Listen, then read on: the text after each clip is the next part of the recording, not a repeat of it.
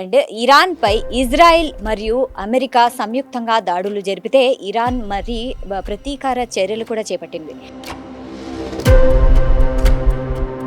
అసలు ఈ యుద్ధానికి కారణాలేంటి? ఇంత సడన్గా యుద్ధం జరగడానికి రీజన్స్ ఏంటి?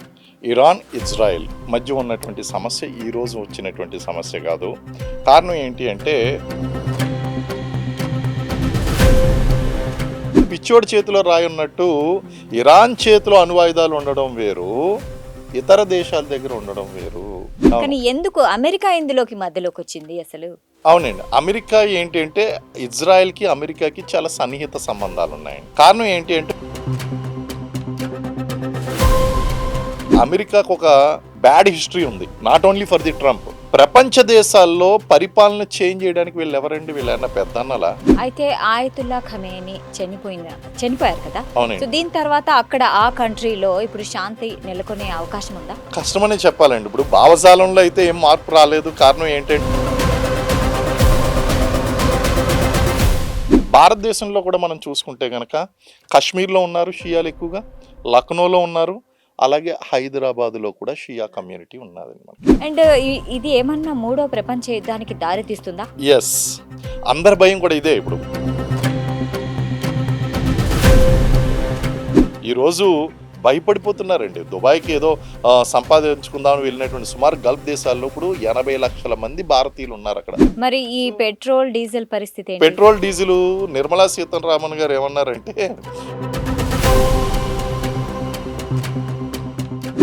ఇప్పుడు గల్ఫ్ దేశాల్లో ఉండే భారతీయుల పరిస్థితి ఏంటి? వాళ్ళకి ప్రమాదం ఉందా? Yes, they are in typical situation. ఇదే కనుక జరుగుతూ ఉంటే కనుక. నమస్తే, welcome to Sakshi family. This is Shahida. ఇప్పుడు మధ్య ప్రాచ్యంలో అంటే మిడిల్ ఈస్ట్లో యుద్ధ వాతావరణం చాలా భీకర స్థాయికి చేరుకుంది. యుద్ధం అయితే ఆగడం లేదు, కొనసాగుతూనే ఉంది. అండ్ ఇరాన్పై ఇజ్రాయెల్ మరియు అమెరికా సంయుక్తంగా దాడులు జరిపితే ఇరాన్ మరి ప్రతీకార చర్యలు కూడా చేపట్టింది. అసలు ఈ నేపథ్యంలో అసలు ఈ యుద్ధం పరిస్థితి ఏంటి? అసలు ఇది ఇంకా కొనసాగుతుందా? శాంతి జరిగే అవకాశాలు ఉన్నాయా? సో ఈ అంశాలపై మనతో మాట్లాడడానికి మనతో పాటు ఉన్నారు retired army officer, retired major Srinivas గారు. So let's welcome him. నమస్తే సార్. నమస్తే మేడం. సార్ చెప్పండి, అసలు ఈ యుద్ధానికి కారణాలేంటి? ఇంత సడన్గా యుద్ధం జరగడానికి రీజన్స్ ఏంటి? ఇందులో మనకి ఓపెన్ రీజన్స్ ఉన్నాయండి, ఓపెన్ రీజన్స్, హిడెన్ రీజన్స్ ఉన్నాయి, అలాగే లాంగ్ అవుట్ స్టాండింగ్ రీజన్స్ ఉన్నాయి, ఇమీడియట్ రీజన్స్ ఉన్నాయి. సో ఫస్ట్ మనం ఏంటంటే లాంగ్ అవుట్ స్టాండింగ్ రీజన్స్ గురించి మనం మాట్లాడుకుందాం. ఇరాన్ ఇజ్రాయెల్ మధ్య ఉన్నటువంటి సమస్య ఈ రోజు వచ్చినటువంటి సమస్య కాదు. కారణం ఏంటి అంటే ఇజ్రాయెల్ నమ్ముతుంది ఏంటి అంటే ఇజ్రాయెల్కి వ్యతిరేకంగా పోరాడుతున్నటువంటి తీవ్రవాద సంస్థలు ఏదైతే ఉన్నాయో, హిజ్బుల్లా కానీ హమాస్ కానీ, వీటికి అన్నిటికీ కూడా ఇరాన్ అనేటువంటి సపోర్ట్ ఇస్తుంది. అది ఇవ్వడం ఏమాత్రం కూడా ఇజ్రాయెల్కి నచ్చడం లేదు. కాబట్టి ఇప్పుడు హమాస్ని, హిజ్బుల్లాని కంట్రోల్ చేయాలి అంటే కనుక ఇరాక్ యొక్క సపోర్ట్ అనేటువంటిది ఏదైతే ఉందో దాన్ని అటాక్ చేస్తే కనుక ఇది వీళ్ళ ప్రభావం అనేటువంటి తగ్గించడం జరుగుతుందండి. అది నెంబర్ 1 దిస్ థింగ్.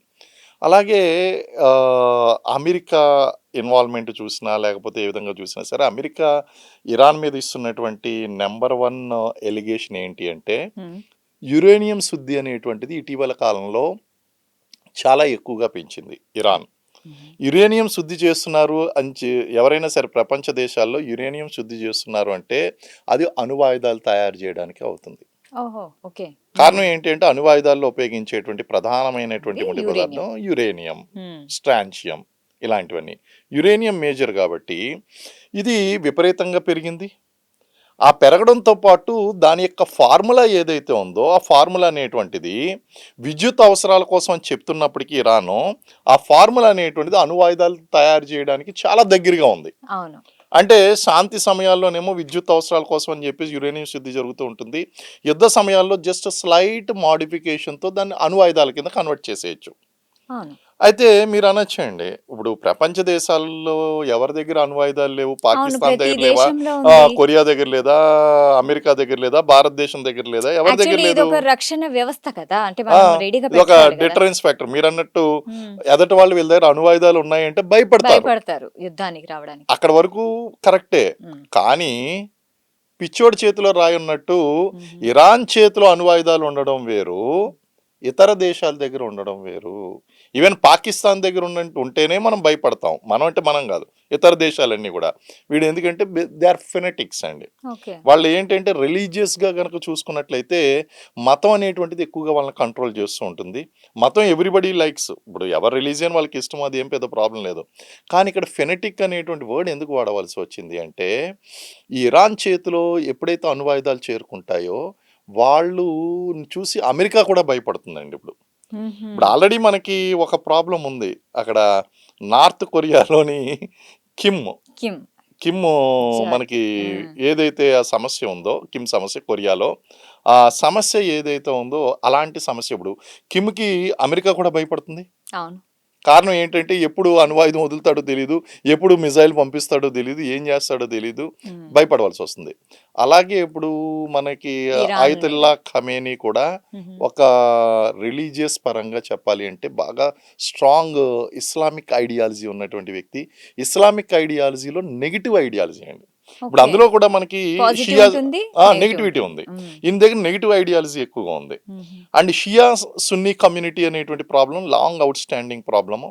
ఆ విధంగా కూడా ఈయనకి సున్నీలతో ఎవరికి కూడా, సున్నీలు ఎక్కువగా ఉండేటువంటి కంట్రీస్తో కానీ, హ్మ్. లేదా సున్నీని సపోర్ట్ చేసేటువంటి వ్యక్తులు కానీ ఈయనకి నచ్చరు. హుహు. బికాజ్ ఈ belongs to Shia Shia community. Community. ఇరాన్లో కూడా షియాస్ ఎక్కువగా ఉన్నారు. హ్మ్. అందు గురించి అక్కడ మనకి ఆయతుల్లా ఖమేనీ ఎప్పుడైతే చనిపోయాడో, చనిపోయిన తర్వాత కాశ్మీర్లోనూ లక్నోలోనూ ఉన్నటువంటి షియా కమ్యూనిటీ రోడ్ల మీదకి వచ్చి వాళ్ళు ఏడవడం, అదేవిధంగా వాళ్ళు నిరసన అనేటువంటి వ్యక్తం చేయడం అనేటువంటి జరిగిందండి.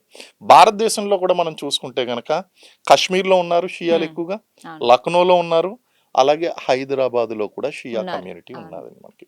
సో ఆ విధంగా కనుక చూసుకుంటే దీనికి కొన్ని రిలీజియస్ ఫ్యాక్టర్స్ ఉన్నాయి. ఇలాంటి రిలీజియస్ ఫ్యాక్టర్స్ ఉన్నప్పుడు వాళ్ళ చేతిలో అణువాయుధం ఉంది అనేటువంటిది ఎప్పుడైతే ఉందో, నెంబర్ ఆఫ్ టైమ్స్ ఆయన అంటూనే ఉన్నాడు, అమెరికాని మేము బతకనివ్వం, అమెరికాని మేము హుహు. సర్వనాశనం చేస్తాం, మా అస్తిత్వానికి దెబ్బ కొడుతున్నారు అనేటువంటిది. ఇది లాంగ్ అవుట్ స్టాండింగ్ రీజన్ అండి. హ్మ్. అయితే నాకిక్కడ ఒక ప్రశ్న. So, yeah, Iran and Israel మధ్య ముందు నుంచి వాళ్ళకు పడట్లేదు అవును, అండ్ చిన్న చిన్నగా కాన్‌ఫ్లిక్ట్స్ అయితే ఉన్నాయి. అవును, కానీ ఎందుకు అమెరికా ఇందులోకి మధ్యలోకొచ్చింది అసలు? అవునండి. అమెరికా ఏంటి అంటే, ఇజ్రాయెల్కి అమెరికాకి చాలా సన్నిహిత సంబంధాలు ఉన్నాయండి. ఓకే.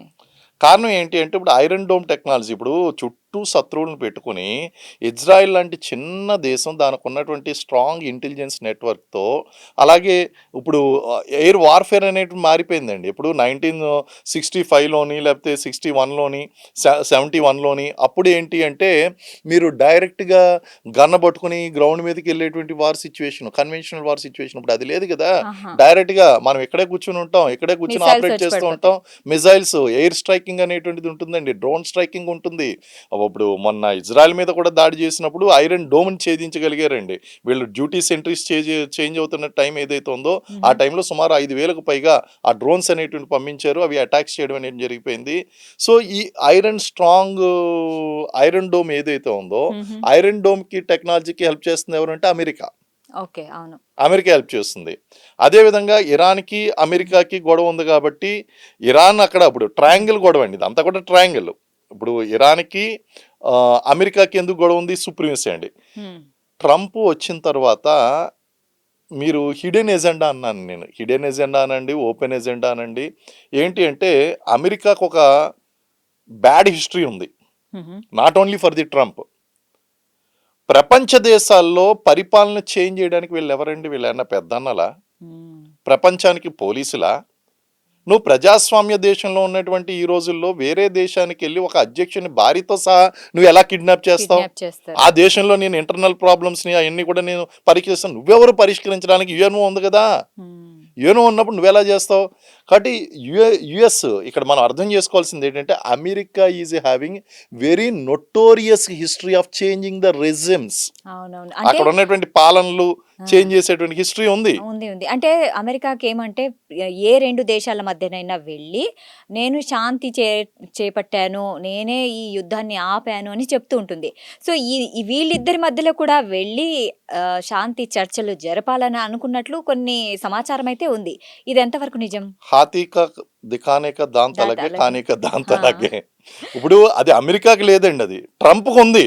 ట్రంప్ ఎక్కడికి వెళ్ళినా యుద్ధాలు ఆపేసానంటున్నాడు, ఇచ్చేసానంటున్నాడు.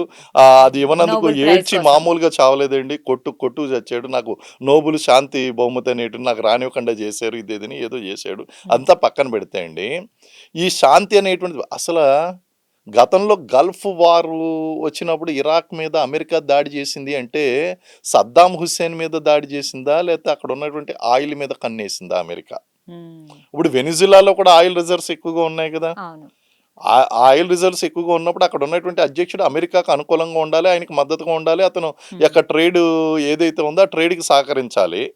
అలా సహకరించకుండా అంటే అక్కడ ఉన్నటువంటి ఇంటర్నల్ కాజెస్ని చూపించి అది వెనిజులా కాబట్టి కిడ్నాప్ చేసి పట్టుకుపోయాడు. అక్కడ ఉన్నటువంటి ఆయిల్ రిజర్వ్స్ మీద మొత్తం స్ట్రాంగ్ హోల్డ్ అనేటువంటి తీసుకొచ్చాడు.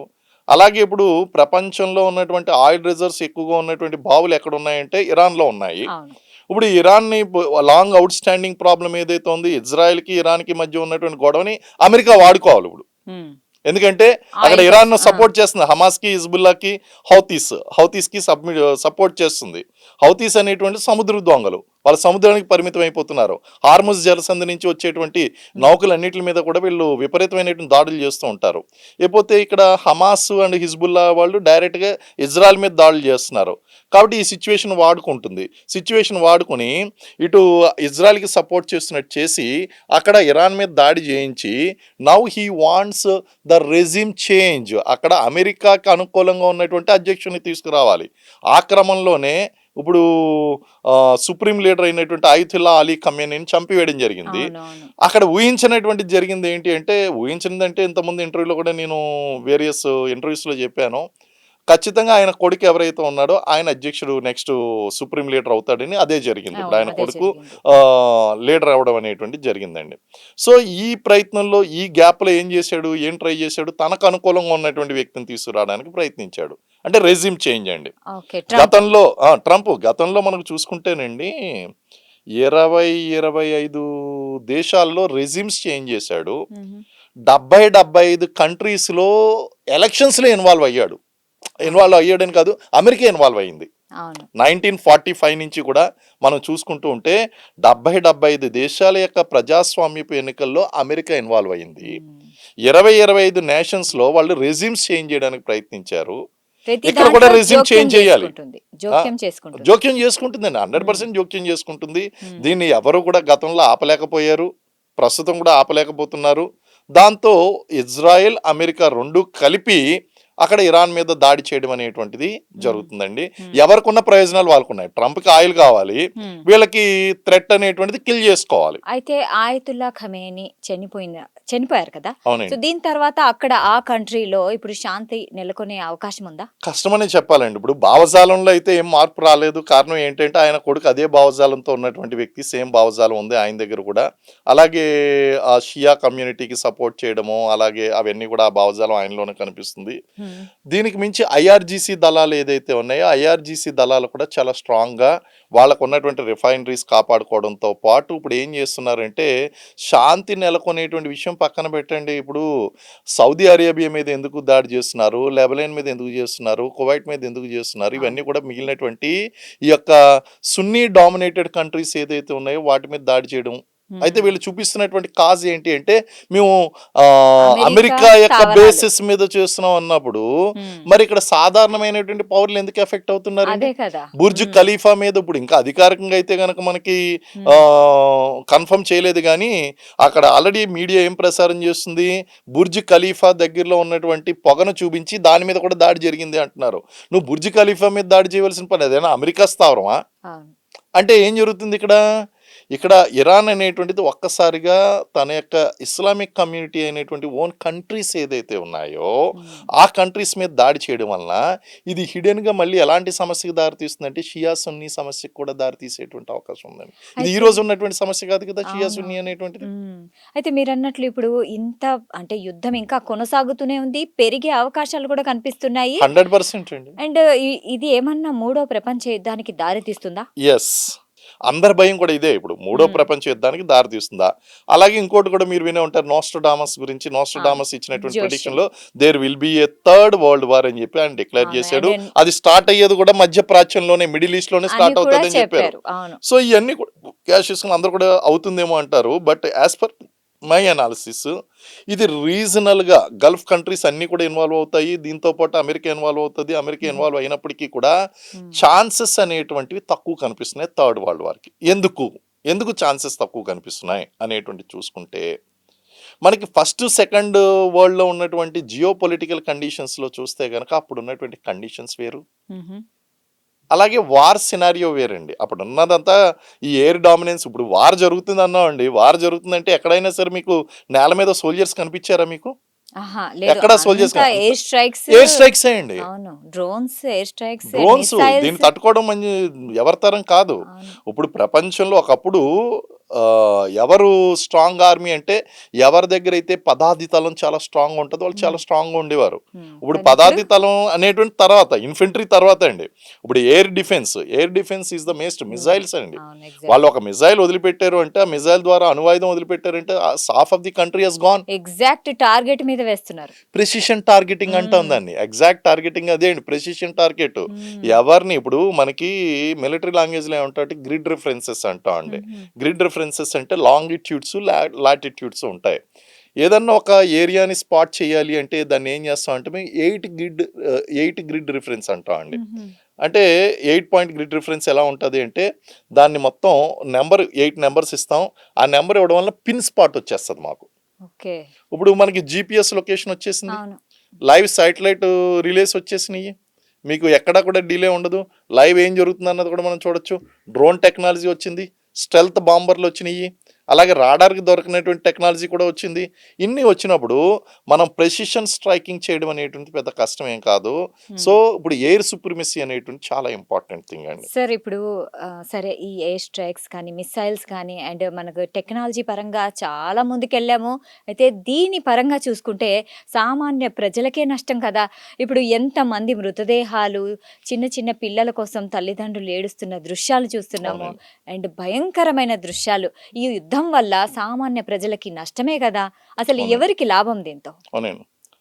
Yeah, coming to that, let me complete that this one అండి. అదేంటి అంటే ఈ టెక్నాలజీతో ఉన్నప్పుడు మనకి ప్రెసిషన్ స్ట్రైకింగ్ ఎప్పుడైతే ఉందో వరల్డ్ వార్క్ అనేటువంటిది వెళ్ళడానికి దారితీయదు. ఇది రీజనల్గా ఆ ప్రాంతానికే పరిమితం అయ్యి లాంగ్ రన్గా నడిచేటువంటి అవకాశం ఉంది. కారణం ఏంటంటే ఇప్పుడు మనకి యుఎన్ఓ కానీ వరల్డ్ కోఆపరేటివ్ రీజనల్ కోఆపరేషన్స్ కానీ మధ్యవర్తిత్వం వహించేటువంటి వాళ్ళు కానీ ఇప్పుడు మీరు అన్నారు, ప్రశ్న వేశారు ఏంటి అంటే సామాన్యమైనటువంటి ప్రజలకు చాలా ఎఫెక్ట్ అవుతుంది, అమాయకులైనటువంటి ఆడపిల్లలు, అమాయకులైనటువంటి చిన్నపిల్లలు చనిపోతున్నారు అనేటువంటిది ప్రతి దేశం గుర్తించింది. కాబట్టి యుద్ధం అనేటువంటిది ఎవరు కోరుకోరు. ఏ దేశమో ఏ దేశానికి బ్లైండ్గా సపోర్ట్ చేయదు until unless they are having hidden benefits like అమెరికాకి హిడెన్ బెనిఫిట్స్ ఉన్నాయి కాబట్టి ఇజ్రాయెల్ రెచ్చగొట్టి చేస్తుందండి. మిగిలిన దేశాలు అంత ఈజీగా రావు. ఓకే, ఇప్పుడు మిడిల్ ఈస్ట్లో ఉన్నటువంటి ఇరాన్, మిడిల్ ఈస్ట్లో ఉన్నటువంటి ఇతర కంట్రీస్ మీద చేస్తుంది కాబట్టి వాళ్ళు వస్తారు.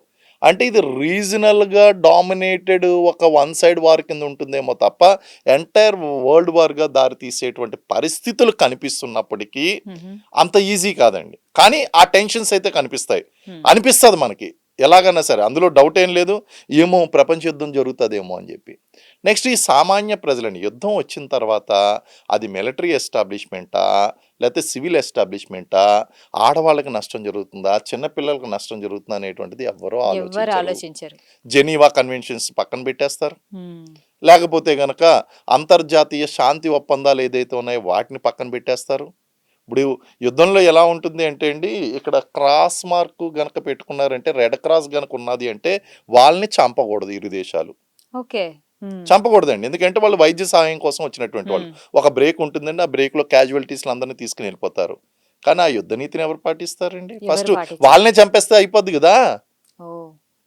ఇలా కూడా జరిగిందండి వరల్డ్ వార్లో. గతంలో జపాన్ ఏం చేసిందంటే అమెరికన్ సోల్జర్స్ మీద ఈ క్రాస్ ఎవరైతే పెట్టుకున్నారో వాళ్ళని ఫస్ట్ చంపేది. ఎందుకు? టు రేజ్ ద డామినెన్స్ అండి వాళ్ళ మీద. ఇప్పుడు వాళ్ళకి వైద్య సహాయం అందకపోతే వీళ్ళంతా కూడా ఇంకా చనిపోతే ఎక్కువ డ్యామేజ్ చేయొచ్చు. సో యుద్ధ నీతిని పాటించడం లేదు. ఇంటర్నేషనల్ కోర్ట్ ఆఫ్ జస్టిస్ వచ్చింది, యుద్ధ నేరాలు చేసేటన్ని కూడా విచారించాలి.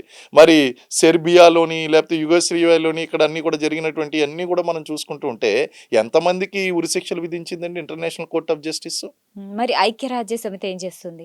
ఐక్యరాజ్య సమితి సరే, ఐక్యరాజ్య సమితి గురించి మాట్లాడదాం. ఐక్యరాజ్య సమితిలో వీటో పవర్స్ ఉన్నది ఎంతమందికి? 5 దేశాలకి. హ్మ్. ఎగైన్ పెద్దన్న అక్కడ ఐక్యరాజ్య సమితి అనేటువంటిది అమెరికా యొక్క చేతిలో మరి పప్పెట్ అయిపోయింది కదా అది కూడా. అది కూడా ఎగ్జాక్ట్లీ. అయితే పేరుకే ఐక్యరాజ్య సమితి, అమాయకుల్ని బెదిరిస్తాం, లేకపోతే మా మాట వినే వాళ్ళ చేత మాట వినిపిస్తాం, పెద్దవాళ్ళని మేము ఏం చేయలేం.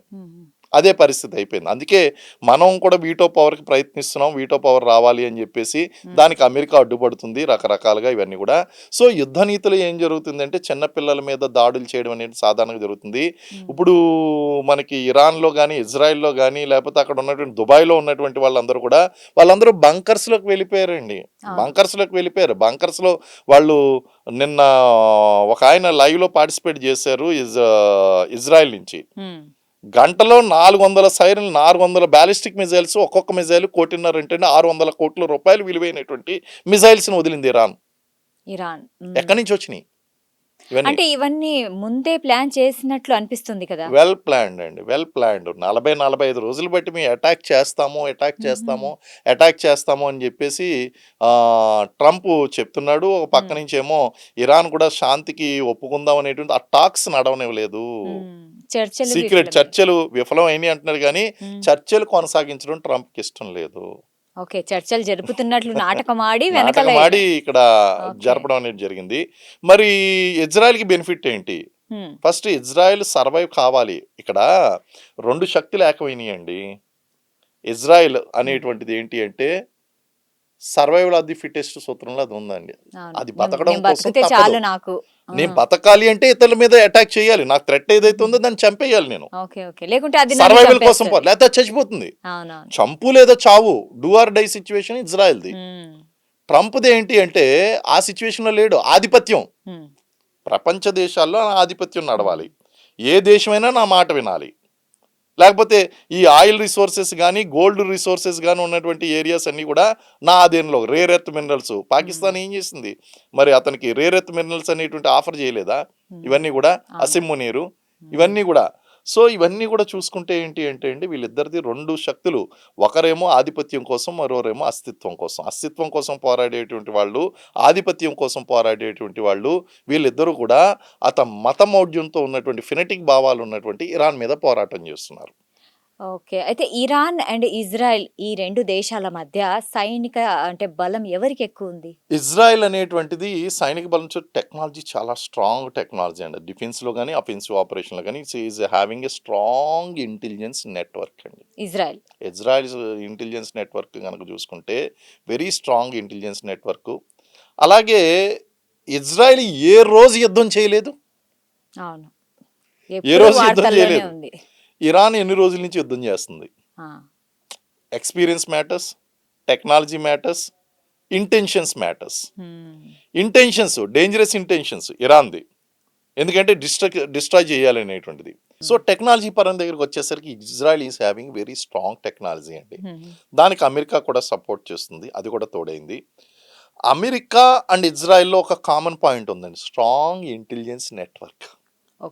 ఇంటెలిజెన్స్ అంటేనే ఇజ్రాయెల్ అంటేనే ఇంటెలిజెన్స్. చూడండి మరి అధ్యక్షుడు అయతుల్లా అలీ ఖమేనీ ఎక్కడున్నాడు అన్నది ప్రిసైజ్ గా కనుక్కుని అసలు ఆ స్ట్రైక్ ఎప్పుడు అవ్వాలో తెలుసండి? మొన్న నైట్ జరగవలసినటువంటి స్ట్రైక్ ఆపు చేసి నిన్న తెల్లవారుజామున చేశారు. అంటే ఇదంతా వ్యూహాత్మక, అంటే దాదాపు ఒక 8 hours డిలే చేసి, అంటే లైవ్ ఎంత ఇంటెలిజెన్స్ ఎంత స్ట్రాంగ్ గా ఉందో చూసుకోండి. అది కూడా ఎప్పుడు వాళ్ళ యొక్క మినిస్టర్స్, అలాగే ఐఆర్జీసీకి చెందినటువంటి, ఆర్మీకి చెందినటువంటి టాప్ మోస్ట్ జనరల్స్ వాళ్ళ దగ్గరికి వచ్చినప్పుడు ఆ టైంలో దాన్ని స్ట్రైక్ చేయడం అనేటువంటి జరిగిందండి. అంటే ఎంత స్ట్రాంగ్ ఇంటెలిజెన్స్ నెట్వర్క్ ఉన్నది అనేటువంటిది మనకు అర్థం. నెక్స్ట్ ప్రెసిషన్ స్ట్రైకింగ్ లో చూడండి ఎంత కరెక్ట్ గా వాళ్ళు ఎక్కడ కొట్టాలో అక్కడ కొట్టారు, ప్లేస్ లో కొట్టారండి.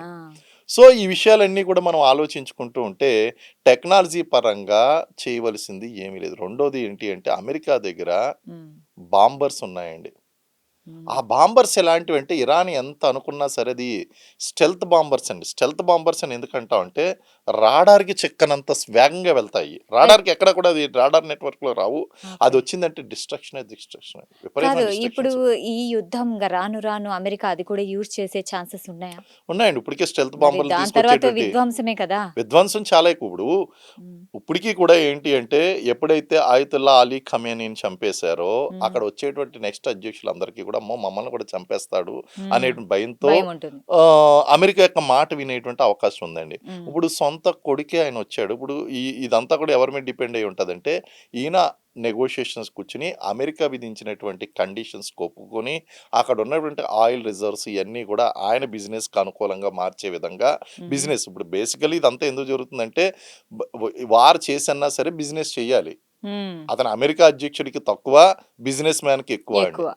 సో, బిజినెస్సే చేస్తున్నాడు అతను ప్రపంచ కంట్రీస్‌తో. హ్మ్. సో, ఆ విధంగా చేసి గనక వీళ్ళు ఇరాన్ గనక మాట వింటే ఇది తక్కువ రోజులు నడుస్తుంది. హుహు. లేకపోతే గనక మాట వినేదాకా ఇది కొనసాగుతూనే ఉంటుంది. స్ట్రైక్స్ జరుగుతూనే ఉంటాయి. హ్మ్. అండ్ దాని యొక్క ఫలితం గొడవేమో ఇజ్రాయెల్‌ది, ఇరాన్‌ది, అమెరికాది అండ్ ఫలితమేమో ప్రపంచానిది. ప్రపంచాంది. అవును. ఎందుకంటే సామాన్య ప్రజలు అసలు అభం శుభం ఎరగని ఆ చిన్న చిన్న పిల్లలు మీకో హ్మ్. విషయం తెలుసా? ఇప్పుడు చిన్న అంటే స్కూళ్ళ మీద కూడా దాడులు చేస్తున్నారు. అదే అండి. అది ఇజ్రాయెల్ చేసింది. అది కూడా ఇజ్రాయెల్ ద్వారా ఇజ్రాయెల్. జరిగిందండి. ఇప్పుడు అవును. అది కూడా చాలా ఘోరం. ఇరాన్ చేసింది అంటే అది వేరే విధంగా ఉంటుంది. ఇప్పుడు ఇజ్రాయెల్ కూడా ఇజ్రాయెల్. స్కూల్ మీద దాడి స్కూల్. చేసింది అంటే అక్కడ ఎనాలిసిస్ ప్రకారం సరే అది ఇంటెన్షన్ అయ్యి ఉండకపోవచ్చు.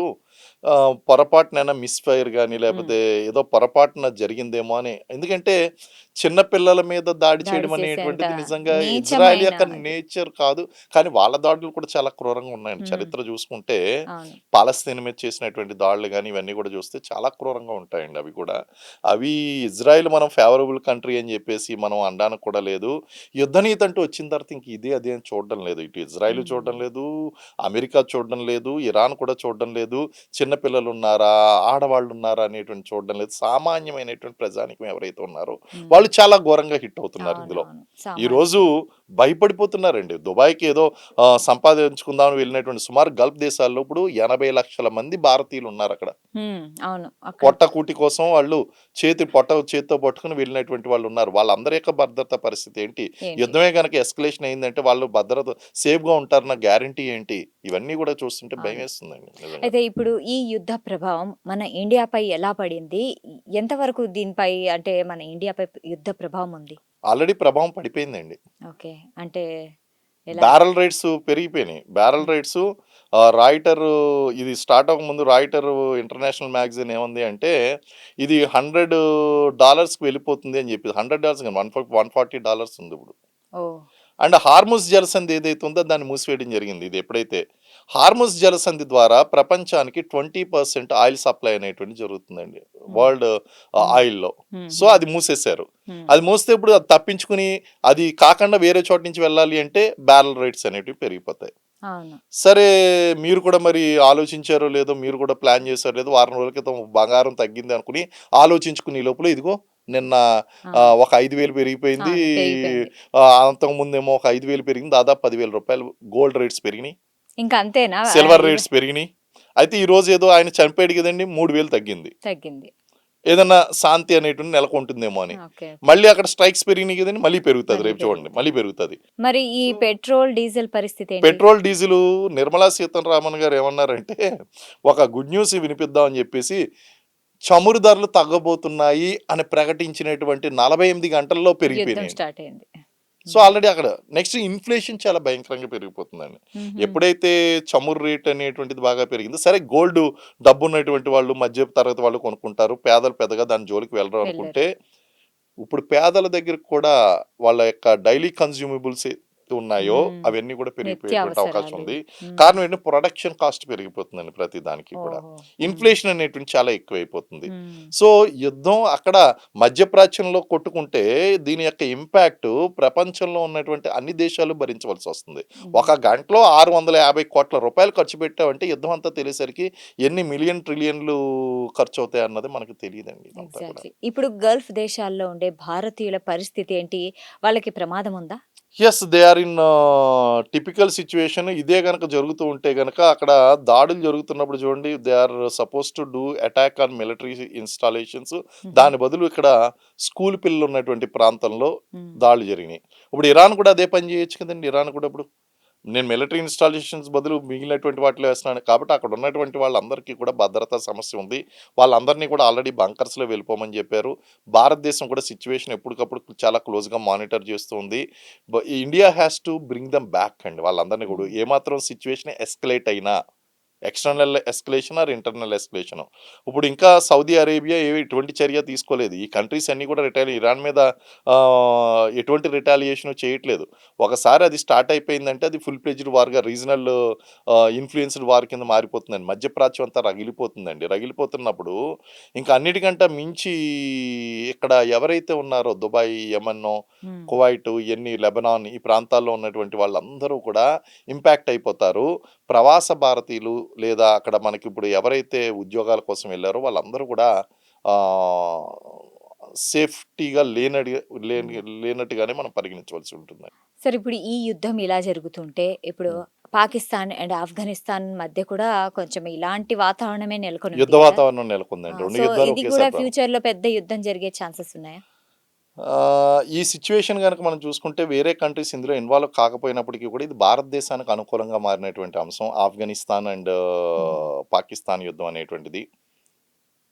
పాకిస్తాన్ మనల్ని ఏదో రకంగా డిస్టర్బ్ చేద్దాం అని చెప్పేసి అనుకుంటూనే వాళ్ళు డిస్టర్బ్ అయిపోయారండి. కారణం ఏంటంటే అటు బెలూచిస్తాన్, హ్మ్. అటు పస్తూనిస్తాన్ హ్మ్. అండ్ ఇప్పుడు ఆఫ్ఘనిస్తాన్. ఇలాగా ప్రాబ్లమ్స్ అనేటువంటిది జరుగుతుంది. అండ్ భారతదేశానికి ఫేవర్‌గా మారేటువంటి అంశం కారణం ఏంటి అంటే ఆఫ్ఘనిస్తాన్‌లో ఉన్నటువంటి తాలిబాన్లు వీళ్ళని వదిలిపెట్టరు. అందులో ముఖ్యంగా తెహరీకి తాలిబాన్ పాకిస్తానీ టీటీపీ తెహరీక్ తాలిబాన్ పాకిస్తానీ అనేటువంటి ఉగ్రవాద సంస్థ ఏదైతే ఉందో అది చాలా ఫ్రీక్వెంట్‌గా పాకిస్తాన్ మీద దాడులు చేస్తుంది. అలాగే బెలూచిస్తాన్ లిబరేషన్ ఆర్మీ ఏదైతే ఉందో అది కూడా వీళ్ళ మీద దాడి చేస్తుందండి. ఇప్పుడు ఆఫ్ఘనిస్తాన్‌తో మా దగ్గర ఎయిర్ ఫోర్సు పాకిస్తాన్ దగ్గర ఎయిర్ ఫోర్స్ సుప్రమసీ ఉంది గదా! అని జెప్పి వాళ్ళ మీద దాడులు జేస్తే, వాళ్ళ దాడులకి వీళ్ళు తట్టుకోలేరండి. ఎందుకంటే గెరిల్లా యుద్ధంలో చాలా ఆరితేరినటువంటి వాళ్ళు. హుహు. ఎప్పటినుంచో కూడా అక్కడ అమెరికన్ దళాల్ని వీళ్ళందరినీ ఎదుర్కొంటూ యుద్ధ నీతిలో ఆరితేరిపోయి ఉన్నటువంటి వాళ్ళు. వాళ్ళకి ప్రాపర్ కన్వెన్షనల్ వార్ ట్రైనింగ్ లేకపోయినప్పటికీ కూడా, ఆ తాలిబన్స్‌ని ఎదుర్కోవడం అనేటువంటి అంత ఈజీ అయినటువంటి పని గాదు. దాన్ని మనం ముందుగానే ఊహించి, వాళ్ళకి మనం ఏం చేసాం, వాళ్ళకి పార్లమెంట్ కట్టించి ఇచ్చాము. అలాగే అక్కడ సల్మా ప్రాజెక్ట్‌కి మనం డ్యామ్‌కి మనం హెల్ప్ చేయడం అనేటువంటిది జరిగింది. అలాగే రోడ్లు వేయించాము, ఆస్పత్రులు కట్టించాము. ఫిజికల్ ఇన్‌ఫ్రాస్ట్రక్చర్‌తో పాటు సోషల్ ఇన్‌ఫ్రాస్ట్రక్చర్‌ని కూడా డెవలప్ చేయడం అనేటువంటిది జరిగింది. విద్యకు సపోర్ట్ చేస్తూ స్కాలర్‌షిప్‌లు ఇవ్వడం జరిగిందండి. అండ్ ఒకటే అనుకున్నాం. ఏమన్నా అంటే మీ దగ్గర నుంచి మా దగ్గర టెర్రరిజం ఇంపాక్ట్ అనేటువంటిది ఉండకూడదు అనేటువంటిది హ్మ్. మనం ముందస్తుగానే ముందు చూపుతోనే మనం చేసుకున్నాం. ఇలాంటి తెలివైనటువంటి పని పాకిస్తాన్ చేయలేకపోయింది. అది చేసినటువంటి తింగర పని ఏంటి అంటే ఆఫ్ఘనిస్తాన్‌తో గొడవ పెట్టుకోవడం. వాళ్ళకి ప్రాబ్లమ్ ఉందండి. బోర్డర్ ఇష్యూస్ ఉన్నాయి. ఆ లైన్ ఏదైతే ఉందో డ్యూరాన్ లైన్‌ని పాకిస్తాన్ యాక్సెప్ట్ చేసింది గానీ ఆఫ్ఘనిస్తాన్ యాక్సెప్ట్ చేయలేదు. హుహు. కాబట్టి వీళ్ళు ఫ్రీక్వెంట్‌గా అక్కడ డ్యూరాన్ లైన్ వెంబడి ఉన్నటువంటి స్థావరాల మీద అటాక్స్ చేయడము, దాన్ని డిస్ట్రాయ్ చేయడం అనేటువంటిది చేస్తుంది. దాన్ని తాలిబాన్ గవర్నమెంట్ వచ్చిన తర్వాత ఇంకొక ఫన్నీ విషయం చెప్పమంటారండి? అసలు తాలిబాన్‌ని సపోర్ట్ చేసినటువంటి పాకిస్తానే ఈరోజు ఏకమేకై కూర్చున్నదండి. సపోర్ట్ చేస్తాదేమో అని ఫ్యూచర్‌లో అవును. వాళ్ళకి సపోర్ట్ చేసినటువంటి తాలిబాన్ను హ్మ్. ఈరోజు చాలా స్ట్రాంగ్‌గా యుద్ధానికొచ్చినట్టు వచ్చింది. అయిందండి వాళ్ళు. అవును. సో, ఇలాంటి ఘోరమైనటువంటి పరిస్థితిలో పాకిస్తాన్ ఉంది. పాకిస్తాను, ఆఫ్ఘనిస్తాన్ యుద్ధం జరగడం భారతదేశానికి అడ్వాంటేజ్. ఓకే. అయితే ఇప్పుడు ప్రపంచ దేశాలు ఇప్పుడు ఇదేదో మూడో ప్రపంచ యుద్ధానికే దారి తీస్తున్నాయి అనేసి చాలా భయపడుతున్నారు. అయితే మొత్తానికి శాంతి కోసం వెయిట్ చేయొచ్చా? శాంతి జరిగే అవకాశాలున్నాయంటారా? ఉన్నాయండి. ఇంకోటేంటంటే ఇక్కడ భారతదేశానికి కూడా ఒక అవకాశం ఉంది. హుహు. ఆఫ్ఘనిస్తాన్‌కి స్నేహితుడు, హ్మ్. ఇరాన్‌కి స్నేహితుడు, ఇజ్రాయెల్‌కి స్నేహితుడు, హ్మ్. అమెరికాతో న్యూట్రల్‌గా ఉంటాం. హ్మ్. కాబట్టి ఇన్ని దేశాలకు మనం సన్నిహితత్వం ఒక పాకిస్తాన్ తప్ప ఈ 5 నేషన్స్‌లో 4 దేశాలకు మనం దగ్గరగా ఉన్నాం. హుహు. ప్రపంచం అంతా భారతదేశం వైపు చూస్తుంది. మనం ఏమాత్రం కొంచెం ఎవరు కోరుకున్నా సరే ఇనిషియేటివ్ తీసుకుని శాంతి తత్వం గనక మనం తీసుకొని వచ్చినట్లయితే అది ఖచ్చితంగా వర్కౌట్ అవుతుంది. భారతదేశానికి అడ్వాంటేజ్‌గా మారేటువంటి సిట్యుయేషన్ కూడా ఉంది. కానీ ఇక్కడ ప్రపంచ దేశాలన్నీ కూడా కోరుకునేటువంటివి ఏంటి అంటే యుద్ధం రాకూడదనే కోరుకుంటాయి. కానీ ట్రంప్ యొక్క ఆలోచన వేరు. అతనికి కావాల్సిన హిడెన్ ఎజెండా ఏంటి అంటే అక్కడ ఉన్నటువంటి ఆధిపత్యం, అక్కడ ఉన్నటువంటి గవర్నమెంట్ ఏదైతే ఉందో అది ట్రంప్ యొక్క మాట వినాలి. ఆయిల్ ఆధిపత్యం అనేటువంటిది కావాలి. ఇవన్నీ కూడా హిడెన్ ఎజెండాస్ అండి ట్రంప్స్ ఇవన్నీ కూడా. అలాగే వాళ్ళు ఇరాన్‌లో ఉన్నటువంటి ప్రభుత్వం ఏదైతే ఉందో ఇరానియన్ రెవల్యూషనరీ గార్డ్స్ కోర్ ఏదైతే ఉందో IRGC they are very strong people. అంత ఈజీ కాదు. అలాగే అక్కడ ఉన్నటువంటి చనిపోయినటువంటి ఆయతుల్లా ఖమేనీ గాని, ఆయన కొడుకు గాని వీళ్ళంతా కూడా స్ట్రాంగ్ ఇస్లామిక్ ఫండమెంటలిజంతో ఉన్నటువంటి వ్యక్తులు. ఇలాంటి వ్యక్తులు చేతిలో ఒక అణుబాంబు లాంటిది ఉండడం అనేటువంటిది ప్రపంచానికి చాలా థ్రెట్. దాన్ని కంట్రోల్ చేయడం కోసం అని చెప్పి అమెరికా ముందుకొచ్చి దాన్ని కంట్రోల్ చేస్తుంది. ఆ న్యూక్లియర్ పవర్ అనేటువంటిది ఆఫ్ చేయాలని చెప్పేసి. ఇలాంటి సిచ్యువేషన్‌లో అమెరికా నిజంగా కనుక కోరుకుంటే శాంతి కావాలన్నప్పుడు మాత్రమే అక్కడ శాంతి జరుగుతుంది. లేకపోతే అమెరికా కోరుకున్నంత కాలం, ఇరాన్ కాంప్రమైజ్ కానంత కాలం యుద్ధం అనేటువంటిది కొనసాగుతూనే ఉంటుంది. అవునండి. Okay. Thank you sir. Thank you so much for your valuable time. ఎందుకంటే ఇలాంటి భయంకరమైన పరిస్థితులు అండ్ అందరూ అయితే భయపడుతున్నారు. సో దీని మీద కరెక్ట్ సమాచారం అందరికీ అందాలి అండ్ ఏం జరుగుతుంది అన్న విషయాలు మీరు చాలా క్లియర్‌గా ఎక్స్‌ప్లెయిన్ చేశారు. Thank you so much. Thank you అండి. Thank so you. చూశారు కదా, ఇది ఇవాల్టి కార్యక్రమం. మరో కార్యక్రమంలో మళ్ళీ కలుద్దాం. Until then keep watching Sakshi TV. Sakshi TV ప్రసారాలను నిలిపివేయటం చట్టరీత్యా నేరం. సాక్షి టీవీ ప్రసారాల కోసం మీ స్థానిక కేబుల్ ఆపరేటర్ను వెంటనే సంప్రదించండి. DTHలో ఇంటర్నెట్లో కూడా సాక్షి టీవీ ప్రసారాలను వీక్షించవచ్చు.